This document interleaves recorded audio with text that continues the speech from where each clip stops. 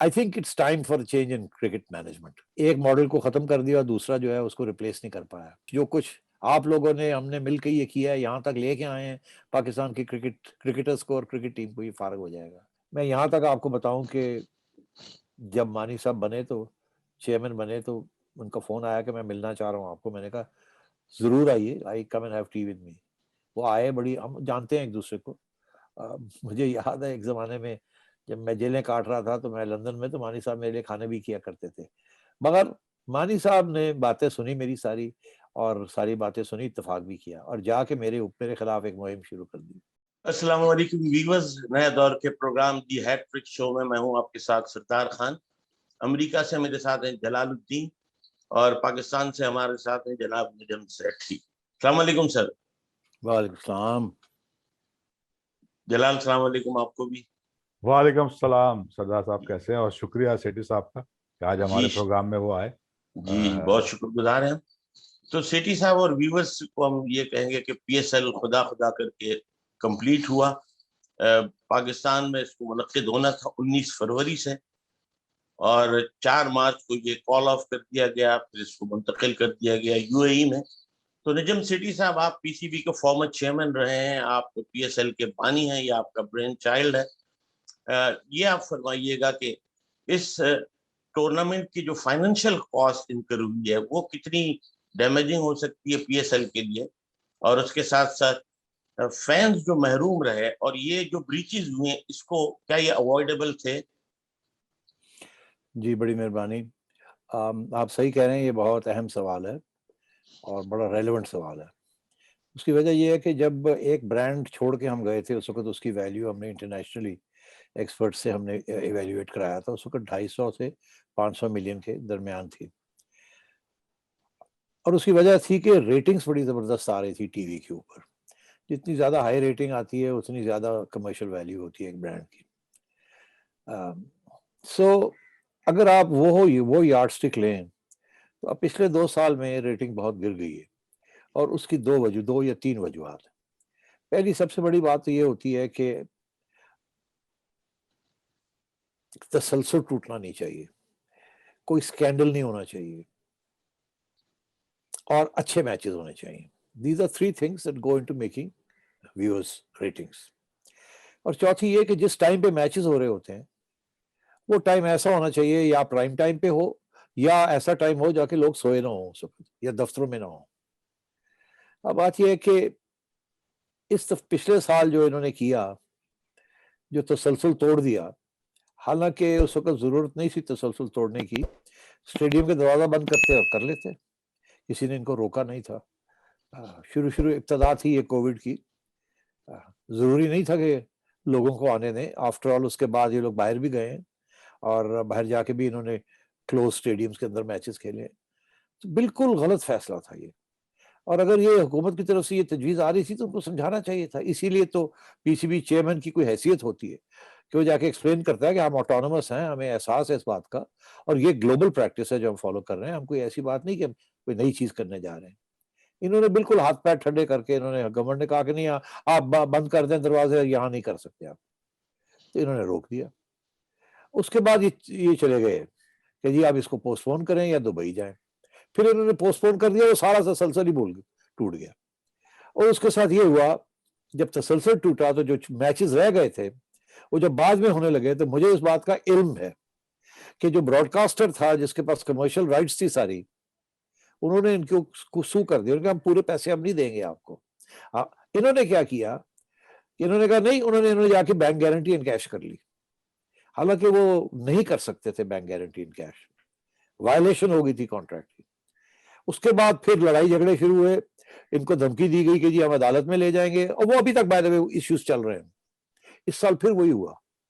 ये तसलसल तोड़ने के बाद होता ये है कि जो रेटिंग्स होती हैं और जो आपके कॉन्ट्रैक्चुअल कमिटमेंट्स होती हैं, क्योंकि लोगों ने टाइम स्लॉट्स लिए हुए होते हैं हर चीज के लिए, वो खराब हो जाते हैं। इनके पिछले साल भी बहुत से कॉन्ट्रैक्ट्स खराब हुए हैं, जो अभी तक झगड़े चल रहे हैं, और पता नहीं उनका क्या होगा, कहाँ जाके पीसीबी जेब से पैसे निकालेगा या क्या करेगा। और इस साल तो उससे भी ज्यादा, और इस साल इसलिए भी कि ये instead of going to Dubai, ये लोग चले गए अबू धाबी। जिसके ऊपर सवाल खड़ा होगा कि आप दुबई क्यों नहीं गए, वो तो, या शारजा क्यों नहीं गए। आप अबू धाबी क्यों गए? हम तो कभी भी अबू धाबी नहीं गए थे पीएसएल के लिए। बहुत से इश्यूज हैं, मैं अब कहाँ आपको बताऊं किस किस्म के इश्यूज हैं अबू धाबी में। और उसके साथ इनका क्या हुआ आपने देख ही लिया, किसी को वीजा दिया, किसी को नहीं दिया, किसी को आने दिया, किसी को नहीं आने दिया, बिकॉज वो वहां की जो लोकल गवर्नमेंट है वो बहुत फर्क है फ्रॉम दुबई। तो दुबई में तो हर किस्म की फैसिलिटी मिल जाती है, और वहां का जो स्टेडियम के हैं लोग वो बहुत हेल्पफुल होते हैं, और वो देसी हैं। अबू धाबी में गोरे बैठे हुए जो सुनते उनते कोई नहीं किसी की बात। अच्छा, अब बात ये है कि उसके साथ इनकी बहुत बड़ा नुकसान हुआ है। मुझे इस बात का इल्म है कि इनकी इस साल जो डबल हेडर्स हुए हैं, उसमें डबल हेडर जो दूसरा है उसकी रेटिंग जो है वो 1 पे आ गई है। हालांकि जो टॉप रेटिंग गई थी पीएसएल की हमारे जमाने में वो 22 से ऊपर थी। तो ये जो डबल हेडर की जो टाइमिंग है, जो यहाँ 3 बजे रात के हो रहा था, वहां अबू धाबी में 11 बजे शुरू करते थे, यहाँ 2 बजे 3 बजे आके खत्म होता था, तो रेटिंग गिरी हुई थी उसकी। तो इसका ये मतलब है जो कॉन्ट्रैक्ट्स हैं वो सारे वायलेट हो गए और लड़ाई झगड़े होंगे अब। अच्छा, इसका भी मुझे इल्म है कि लोग मांग रहे हैं कि जी ये गलत हुआ, ये गलत, हम तो ये नहीं देंगे, हमें ये वापस करें, हमें ये करें, हमें वो करें। तो ब्रांड को तो नुकसान जो होता ही है वो तो हो ही गया। वो एक्साइटमेंट जो होती है ना, एक ट्रेन चलती है, आए आए, ये तो जब ये शुरू हुआ कंटिन्यूएशन इसकी, हमें तो याद ही नहीं था कि पहले मैचेस में क्या हुआ और क्या नहीं हुआ। ये तो एक किस्म का छोटा पीएसएल अब इन्होंने वहां अबू धाबी में करा दिया है। तो इसलिए I am afraid, I am very disappointed. Management की जो लैक ऑफ एक्सपर्टीज या लैक ऑफ इंटरेस्ट, इसमें बहुत सी चीजें मैं कह सकता हूँ, बेहतर यही है कि हम फैक्ट्स के ऊपर रहें। अच्छा सर, दो चीजें यहाँ, एक सवाल मेरे जहन में ये आ रहा है। एक तो वसीम खान सीईओ पीसीबी कहते हैं कि जी, नजम सेठी साहब ये कहते हैं कि मौजूदा जो पीसीबी का सेटअप है उसने फाइनेंशियल सिस्टम को पीएसएल के रुइन कर दिया है। इसको आप वो कहते हैं कि आपके दौर में, यानी नजम सेठी साहब के दौर में ये सस्टेनेबल नहीं था, नंबर एक। दूसरा सर, जो पीएसएल को मूव किया गया अबू धाबी में, तो पीसीबी ये इसकी इस फैक्ट के पीछे छुप सकती है कि जी आप तो पीएसएल को रो रहे हैं, वहां तो आईपीएल को भी सस्पेंड करना पड़ा। और अब वर्ल्ड टी20, अगर आईसीसी ने अभी फाइनल रूलिंग नहीं दी है, ऑफिशियल वर्जन उनकी तरफ से नहीं आया, लेकिन कल ये खबर आ रही है कि अब वर्ल्ड टी20 भी जो है वो भी अब यूएई में मुंतकिल हो रहा है। इसको कैसे रिस्पॉन्ड करेंगे? पहले किसी को कर देते हैं, फिर मैं आता हूँ दूसरी चीज पे। देखिए, आप कंपेयर नहीं कर सकते इंडिया का कोविड सिचुएशन विद पाकिस्तान। ये आपको पता ही है कि इंडिया की कोविड सिचुएशन, मेरा ख्याल है इस वक्त मुल्क सारी दुनिया के सबसे ज्यादा खराब है। जो स्टेटिस्टिक्स शो कर रहे हैं, वहां 10-11% पर पहुंच गए कैजुअलिटीज, हमारे यहाँ तो 1.5% पे हैं। तो वो you can't compare the two situations. तो अगर आईपीएल उन्होंने मूव किया है और जिस किस्म के क्राउड्स आते हैं वहां, और जो वहां डिस्टेंसेस ट्रैवल करना पड़ता है, और बसों के अंदर और ट्रेनों के अंदर, from one centre to another centre, you just can not compare it. हमारे यहाँ तो एक स्टेडियम में सब कुछ हो सकता था, अभी हो रहा है ना अबू धाबी में, तो कराची में हो सकता था। वहां ऐसे नहीं है। The whole PSL IPL spread over all of India, और वो सबकी राइट्स है वहां, तो इसलिए यू कांट कंपेयर। दूसरी बात ये है, और ये बड़ी अहम है, जो आपने जो पहला सवाल किया, फाइनेंशियल मॉडल। मैं सिर्फ 2-3 सवाल पूछूंगा। क्या 4 साल किसी फ्रेंचाइज ने कंप्लेन किया कि फाइनेंशियल मॉडल गलत था? क्या किसी ने एट एनी स्टेज ये कहा कि रीनेगोशिएट करना है हमने? नहीं, क्योंकि वैल्यू मिल रही थी, और उन्हें नजर आ रहा था कि जब ये पूरे का पूरा पाकिस्तान आएगा तो फिर ठीक ठाक प्रॉफिट्स बनेंगे। मतलब कि गेट रिसीट्स एक नई डायमेंशन आ जाएगी। दुबई में तो गेट रिसीट्स ही नहीं होती, यहाँ गेट रिसीट्स आ जाएंगी।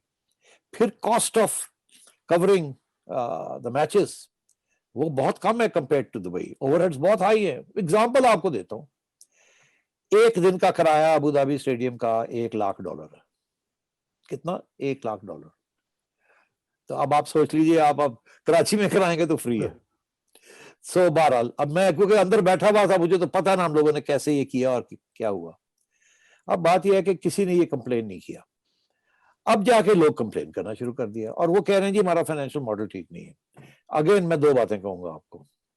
पहली बात तो ये है कि फाइनेंशियल मॉडल के अंदर अगर कोई लॉसेस होते हैं, अगर, तो उससे वाज़ेह तौर पर लिखा है कि फ्रेंचाइजेस अपने ऑडिटेड अकाउंट्स देंगे हमें टू प्रूव कि लॉसेस हैं, और उसके अंदर बड़ी क्लियरली लिखा हुआ है कि आपके अकाउंट्स के अंदर ये चीजें होनी चाहिए, और ये बाकी चीजें जो आप लोग करते हैं वो हमारा खाता नहीं है। अगर आप अय्याशियां करना चाहते हैं या कोई और कुछ फंक्शंस करना चाहते हैं, तो उनको आप पीएसएल के खाते में मत डालें। पीएसएल के खाते में सिर्फ 2 या 3 चीजें डाल सकते हैं, उसके ऊपर अगर आप करेंगे तो अपनी प्रॉफिट से वो खत्म करेंगे अपनी प्रॉफिट को। एक ये प्लेयर्स फीस, एक लाइसेंस फी, तीसरी चीज होटल फीस, ये चीजें। मगर ये आप नहीं कर सकते कि जी आपने कैंप्स भी खोले हुए हैं इधर, और टैलेंट हंट्स भी आप कर रहे हैं, और पार्टीज भी आप कर रहे हैं, और हर किस्म की चीज कर रहे हैं, और ये भी नहीं कि जी कोई रिस्ट्रिक्शन है 25 लोग से ज्यादा नहीं ले जा सकते। लोग यहाँ 50-50 लोग साथ ले जा रहे हैं, और पता क्या कहते हैं, हमें भी कहते थे, हम कहते थे सॉरी कि जी हम खुद पे करेंगे। जी आप फिक्र क्यों करते हैं, आप सिर्फ हमें 25 के होटल दे दें, बाकी हम खुद ही करेंगे। यहाँ तक के कहते हैं कि जी छोड़ें, आपने अगर टाइट चार्ज करना है $1,00,000 होटल्स का हमसे, तो आप ऐसे करें कि हम किसी और होटल में जाके रहेंगे, वहां जो 1 लाख से ऊपर आएगा वो हम खुद ही दे देंगे। तो अब और मेरे मुंह से ना कुछ सुनवाने अच्छा फ्रेंचाइजी। अच्छा सर, ये बताएं कि फ्रेंचाइजीज पीसीबी से खुश हैं? देखिए फ्रेंचाइजीज का एक पॉइंट है, मैं जिक्र कर दूं कि फ्रेंचाइजीज को डॉलर की जो अप्रिसिएशन हुई है, रुपए की जो डिवैल्यूएशन हुई है, उससे 40% फर्क पड़ गया है। ये फाइनेंशियल मॉडल में ये नहीं लिखा हुआ था, ना इन्होंने लिखवाया कि अगर कल को डॉलर अप्रिशिएट कर जाता है, रुपये डिवैल्यू कर जाता है, तो हमने जो आपको पैसे डॉलर में देने हैं, तो फिर हमारे तो रुपए बढ़ जाएंगे, जो कि हुआ अब। उस वक्त नहीं था, 4 साल स्टेबल था, और अगर कोई डिप्रिसिएशन हो भी रही थी 1-2% हर साल, नॉट अ बिग डील। अगर ये चीज हुई तो इनको चाहिए था ना कि पीसीबी के पास फौरन जाते और कहते ये एक कॉन्ट्रैक्ट के अंदर चीज नहीं है, और एक नई सूरत हाल डेवलप कर रही है अंडर फोर्स मजोर, जो कि है रेड क्लॉज। इसको अब आप देख लीजिए, how are you going to adjust this, हमारी 40% हमारी फीस जो है वो कम कर दीजिए। अगर इन्होंने कहा भी तो पीसीबी ने सुनी नहीं बात, तो क्यों नहीं सुनी? आप इमेजिन नहीं कर सकते पीसीबी के प्रॉफिट्स कितने ज्यादा। जब हम छोड़ के गए थे पीएसएल 4, तो ओवर अबाउट $10 मिलियन की प्रॉफिट थी। तो अगर 5 फ्रेंचाइजीज थे उस वक्त, ये छठी आ रही थी, तो अगर आप $1-1 मिलियन इनको दे भी देते ताकि इनके लॉसेस कम हो जाते, तो फाइनेंशियल मॉडल तो अलाउ करता है ऐसी चीज। हमने भी पहले साल जबकि उनकी लॉसेस थोड़े बढ़े, तो हमने अपनी प्रॉफिट में से जो $2.5 मिलियन थी, $2.6 मिलियन, उसमें से हमने $1 मिलियन एट $400,000 ईच हमने फ्रेंचाइजीज को दे दिए। बिकॉज वो कहते ना, वो जो गोल्डन गूस होता है ना, जो अंडे देता है सोने के, उसको नहीं मारते।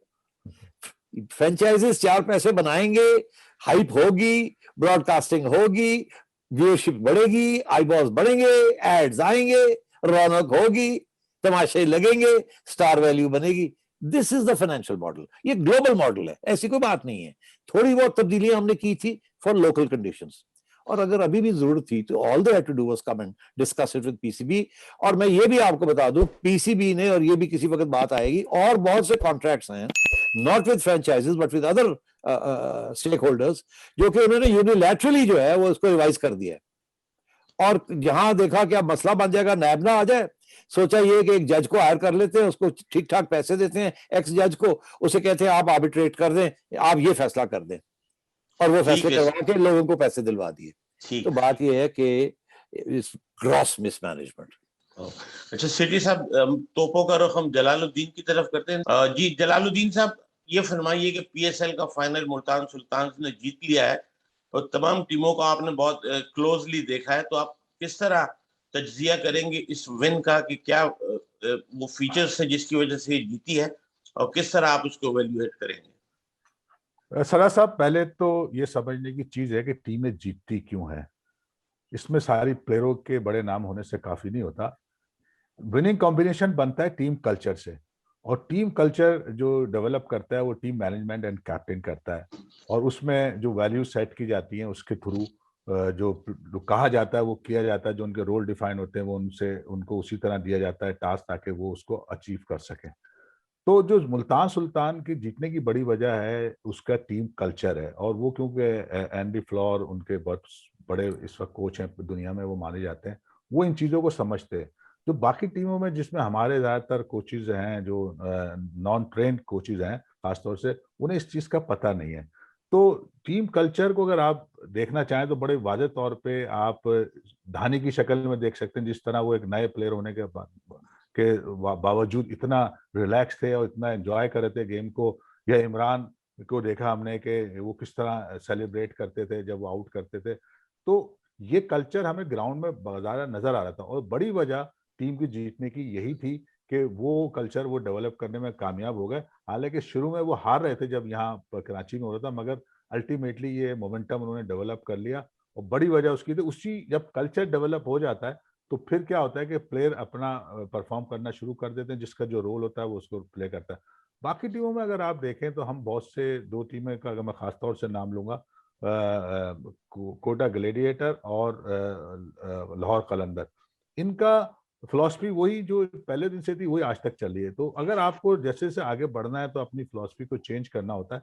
वो ज़्यादातर प्लेयर डेवलपमेंट पे रिलाय करते रहे लाहौर कलंदर, और जो हमारे कोटा ग्लैडिएटर हैं वो ज़्यादातर उसी उसमें रहे कि जी हमारे अपने क्लब के प्लेयर खेलते रहें। ये एक हद तक तो कामयाब हुआ, मगर अल्टीमेटली आपको थोड़ा बहुत मॉडिफाई करना होता है जो वो नहीं कर सके और अल्टीमेटली वो मैच हारना शुरू हो गया और 2 साल से तो उनका ग्राफ बहुत नीचे चला गया। तो ये चीज़ें वो हैं जो टीम को जिताती है। तो मैं समझता हूँ मुल्तान सुल्तान की बड़ी वजह यही थी कि उन्होंने उन चीज़ों को डेवलप किया और उनके आपने देखा कि बाद में किस तरह से वो मैच जीतते चले गए और इस तरह हो गया।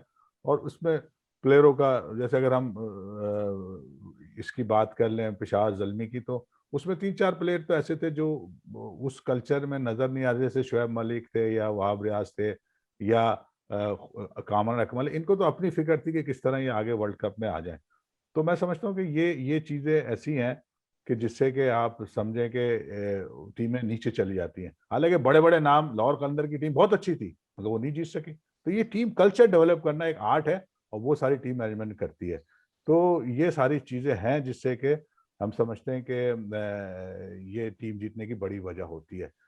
और अभी मैं एक चीज़ और वाज़ेह करते चलूँ, जैसे अभी सेठी साहब से बल्कि मैं यही पूछता हूँ कि हमने देखा है कि प्लेयर बोर्ड से भी नाराज़ हैं और वो बयानबाज़ी भी हो रही है, जैसे मोहम्मद आमिर टीम छोड़ के चले गए इस बेस पे कि वो टीम से खुश नहीं थे। फिर शुएब मलिक बयान दे रहे हैं और साथ-साथ हमने अभी फाइनली देखा कि यूनुस खान भी टीम छोड़ गए। तो इस स्टेज पे जबकि अब वर्ल्ड कप सर पे आ गया है, तो मैं सेठी साहब से आपसे पूछूँगा, ये मैनेजमेंट आपके दौर में भी आपने सब चीज़ें हैंडल की हैं। ये प्लेयरों को अगर मैनेज नहीं कर पाएँगे और इस तरह के इश्यूज़ बनते रहेंगे तो हम तो वर्ल्ड कप सर पे हम तो टीम बना ही नहीं सकेंगे। क्या कहते हैं सेठी साहब आप इस बारे में? शुजा भाई, आपने बड़ी अच्छी बातें की हैं, मेरे दिल को लगी हैं। बिल्कुल, मैं 100% आपसे इत्तेफाक करता हूँ। Question of training, team culture, spirit, discipline and guidance, strategic guidance. और ये जो कोचेस होते हैं, they play a very important role. Captain का इतना इंपॉर्टेंट रोल नहीं होता जितना कोचेस का इंपॉर्टेंट रोल होता है। और अनफॉर्चुनेटली पता नहीं अब लोग नाराज हो जाते हैं मेरे से मैं जब ये बात कहता हूँ। ये हमारे कल्चर में ये एक प्रॉब्लम है, वही प्रॉब्लम जिसकी वजह से वो बायोसिक्योर बबल टूट गया। और जी आण दो, जी आण दो, और जी बहन दो ना जी, की फर्क पैंदा है जी, and so on and so forth. यहाँ भी उसी किस्म की चीज है।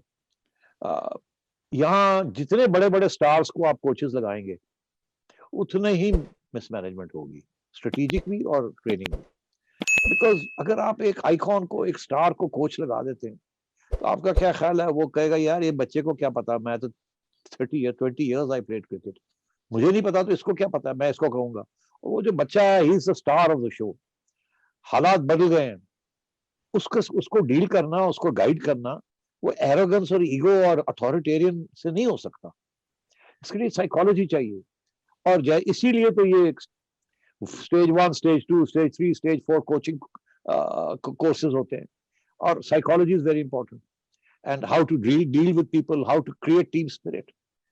और इसमें मैं समझता हूं कि है हमारे पाकिस्तान में भी लोग ऐसे जो कि यकीनी तौर पे they know how to lead, they know how to create that culture.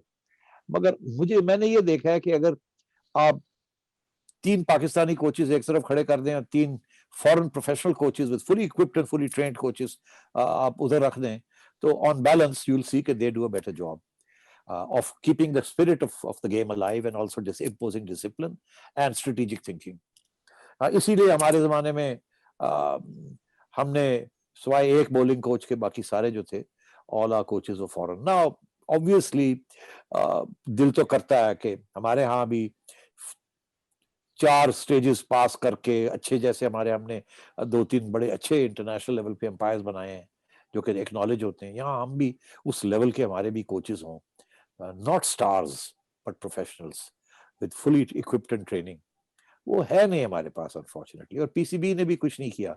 मैं आपको एक बात बताऊं, हमने सोचा एक साइकोलॉजिस्ट को इंपोर्ट करते हैं और उनको उसको टीम के साथ लगाते हैं, बिकॉज किसी दिन अगर मैंने किताब लिखी कि प्लेयर्स के किस किस्म के इश्यूज होते हैं तो मैं जिंदा नहीं रह सकूंगा इस मुल्क में। इंसान है बेचारे, और जिस बैकग्राउंड से वो आते हैं, और पैसे का हुआ और स्टारडम और हर किस्म की उनकी इश्यूज होते हैं, बड़ा मुश्किल होता है उनको कोट अनकोट कंट्रोल करना या गाइड करना। जब वो समझते हैं कि अब हम पहुंच गए हैं, अब हमें कोई बता कुछ नहीं सकता, और जो कहता है बताने की कोशिश करता है होता कौन है वो। तो मैं ये समझता हूँ कि there should be a judicious mix of foreign and Pakistani coaches. हमने कुछ फॉरेन कोचेस लिए थे, फिर बुशी को भी ले लिया था, अजहर को भी ले लिया था, इसीलिए ताकि कोई बैलेंस स्ट्राइक हो सके। And I think on the whole हमने we didn't do a bad job. कोई कोचेस के ऊपर कंप्लेंट नहीं आई हमारे जमाने में, और after all Mickey Arthur and his team they led it for 5 years and they gave very good results. हम नंबर 1 बन गए टेस्ट टीम के भी, हम नंबर 1 बन गए, हम नंबर 1 T20 में भी पहुंच गए, चैंपियंस ट्रॉफी भी जीत ली। ये हमारे जमाने में सब कुछ हुआ है, और वो एक ही टीम थी, एक आध बंदा चेंज हुआ, but otherwise it was the same coaching team.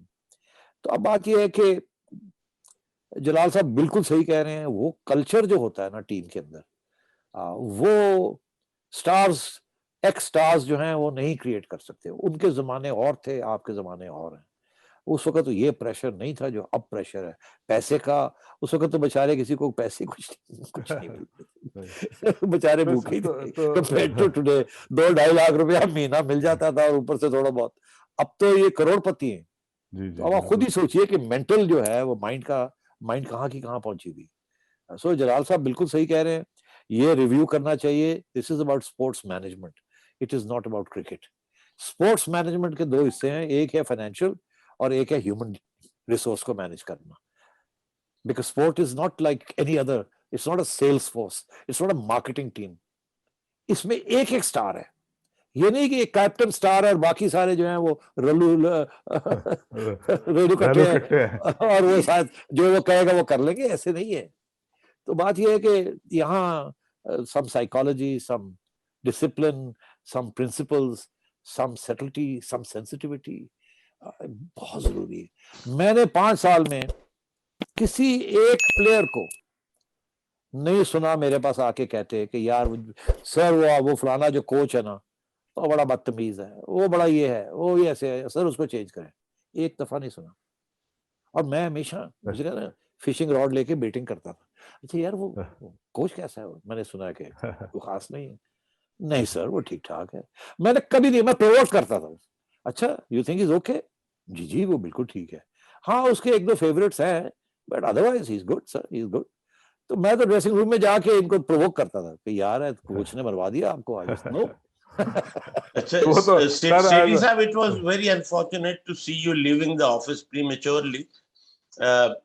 आपका सर क्या विजन था कि पाकिस्तान क्रिकेट बोर्ड को और पीएसएल को किस लेवल पे आप लेके जाना चाहते थे अगर आपको मौका दिया जाता? तो अब बात यह है जी कि I think it's time for change in cricket management. Imran Khan साहब कहते हैं कि वो अकाउंटेबिलिटी करते हैं, वो क्रिकेट जानते हैं। एक तो अपने वो क्रिकेट मॉडल को रिव्यू करें जिसके साथ एक मॉडल को खत्म कर दिया, दूसरा जो है उसको रिप्लेस नहीं कर पाया, और कंप्लीट केओस है। जो खामियां थी पुराने मॉडल में उसको ठीक किया जा सकता था, हम खुद करने जा रहे थे, मगर खैर सच इज लाइफ।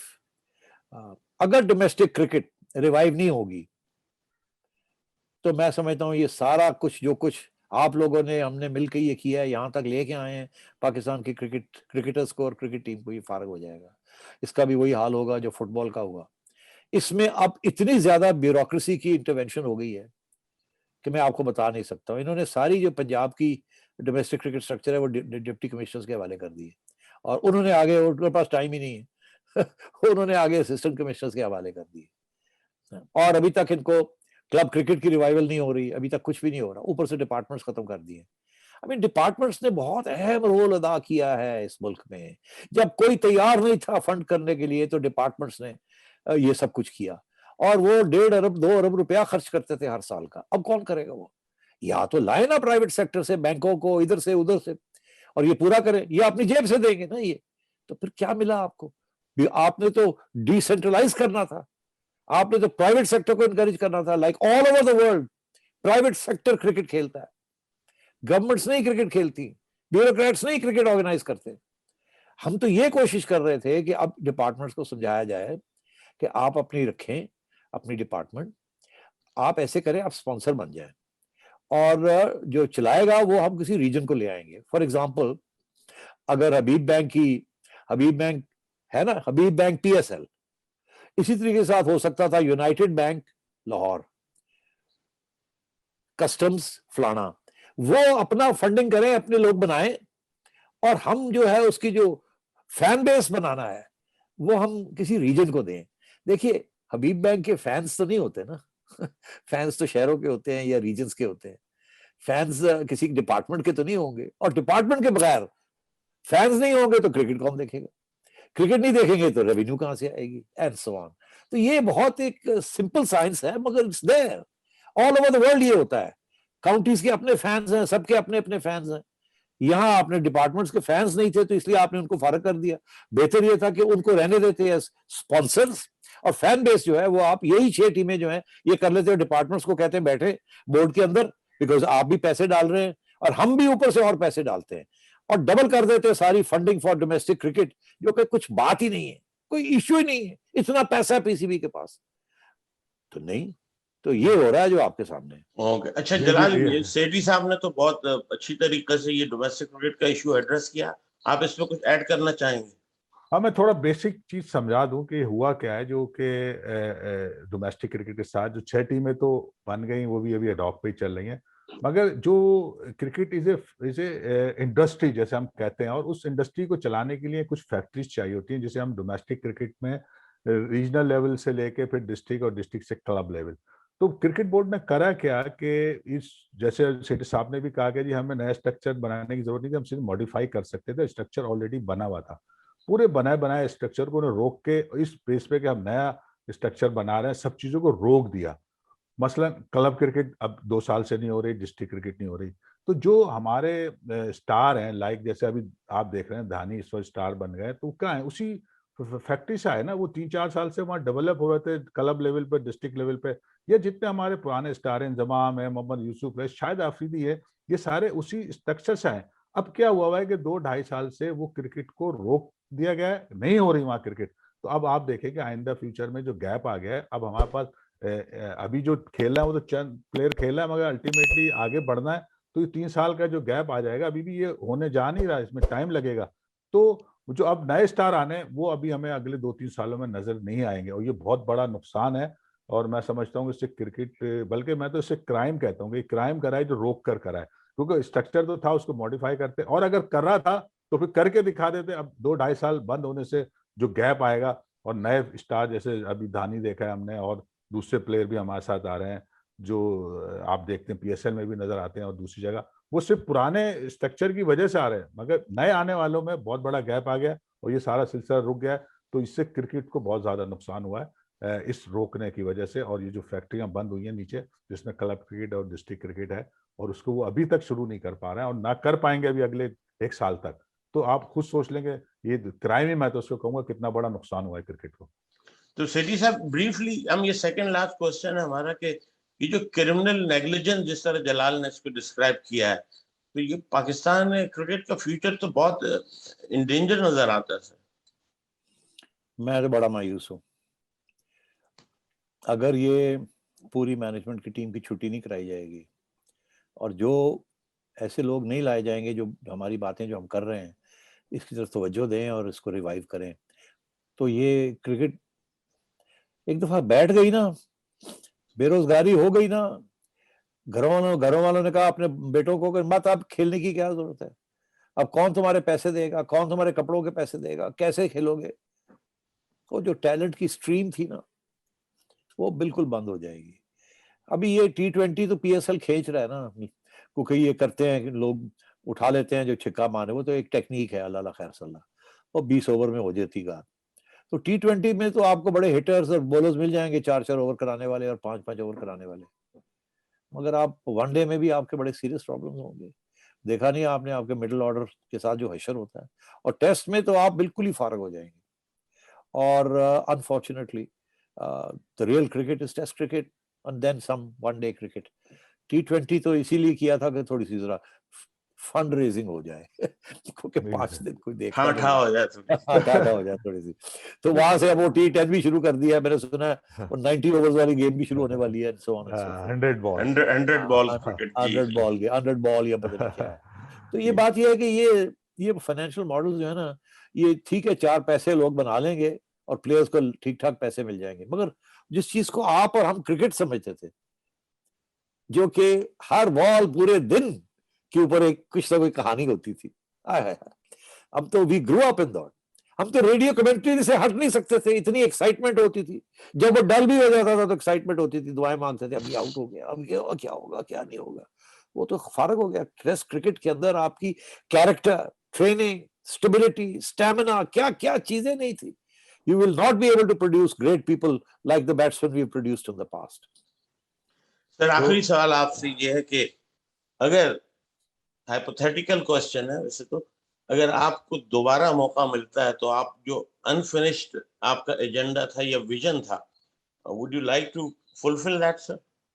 देखिए खान साहब, बात यह है कि जब मेरा तो अभी 1 ही साल हुआ था out of my 3 year term जब मैंने रिजाइन किया एस चेयरमैन, और उस वक्त मुझे सूरत हाल यही नज़र आ रही थी कि जो नई हुकूमत आ रही है और जो सरबराह उनके, वो हमें चलने नहीं देंगे। तो इससे बेहतर है कि क्रिकेट ख़राब हो जाएगी, तो बेहतर यह है कि मैं रास्ते हट जाऊँ रास्ते में से।